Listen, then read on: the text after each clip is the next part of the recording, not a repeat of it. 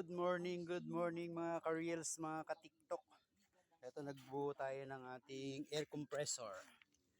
Multi-purpose itong ating air compressor. Ito yung compressor ng ref dati. Then gumamit tayo ng refrigerant tank. Then yung ating yung gauge 250 PSI. Yan, napakataas na yan, 250 PSI. Pwede natin siyang gamitin sa panghangin ng gulong. Yan, panghangin ng gulong. Ayan. Pwede rin natin siyang gamitin. Yan. Blower ng mga kaya gusto mong i-blower ng hangin. Ayan. Multi-purpose yan. Buksan natin.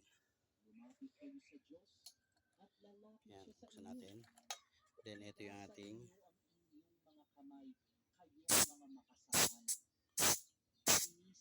yan, pwede natin siyang gamitin.